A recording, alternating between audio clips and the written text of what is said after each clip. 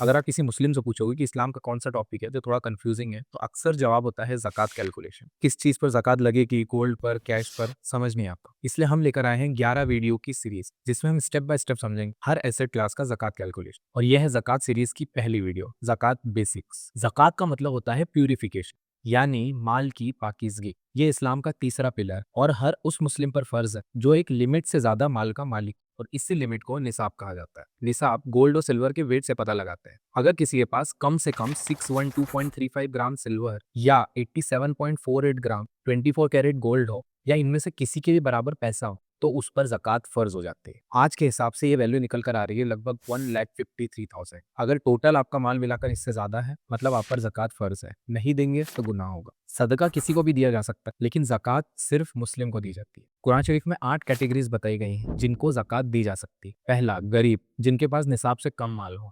दूसरा, मिस्कीन, जो अपनी बेसिक नीड पूरी नहीं कर पा रहे हैं। तीसरा, ज़कात कलेक्ट और डिस्ट्रीब्यूट करने वाले लोग।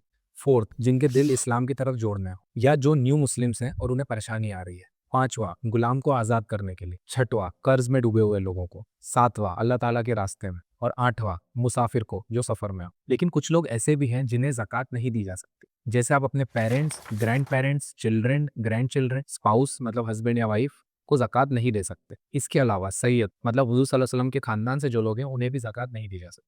ज़कात उस माल पर दी जाती है जो आपके पास एक लूनार ईयर मतलब इस्लामिक कैलेंडर के हिसाब से 1 साल तक रहे, और जिस दिन आपके पास निसाब की लिमिट से ज़्यादा माल हो जाए, उस दिन आपके ऊपर ज़कात फ़र्ज़ हो जाती है। अगर आपको एग्ज़ैक्ट दिन याद नहीं है तो याद करने की कोशिश करें। अगर फिर भी पॉसिबल नहीं है तो कोई भी एक दिन सिलेक्ट कर लें और हर साल उसी दिन ज़कात कैलकुलेट करें। अब लोग डेली अपना माल तो कैलकुलेट नहीं करते, इसलिए जो आपकी ज़कात कैलकुलेशन की डेट है, उस दिन आपके पास कितना माल है, उस पर ज़कात निकाली जाती है। ज़कात कैलकुलेट करने का एकदम सिंपल फॉर्मूला है, ग्रॉस ज़कातेबल asset minus deductible liabilities equal to net ज़कातेबल एसेट। इस फाइनल नेट अमाउंट का मिनिमम 2.5% निकालना हो। ग्रॉस ज़कातेबल एसेट वो चीजें हैं जिन पर ज़कात अप्लाई हो सकती है। डिडक्टेबल लायबिलिटीज वो हैं कि अगर आपके ऊपर कुछ कर्जा है, कुछ केसेस में जो हम आगे देखेंगे वो माइनस किया जा सकता है। जो बच गया उसके ऊपर 2.5% ज़कात हो। जरूरी नहीं है कि ज़कात सिर्फ रमजान में दी जाए। 2.5% मिनिमम ज़कात अमाउंट है। आप जितना ज्यादा दोगे उतना बेहतर। ज़कात हर किसी की अलग अलग कैलकुलेट होती है। अगर परिवार में 4 लोग हैं और चारों निसाब से ऊपर है, तो चारों के माल पर ज़कात होगी। अगर किसी बच्चे के पास निसाब से ज्यादा माल हो, ज़कात दे देना बेहतर है।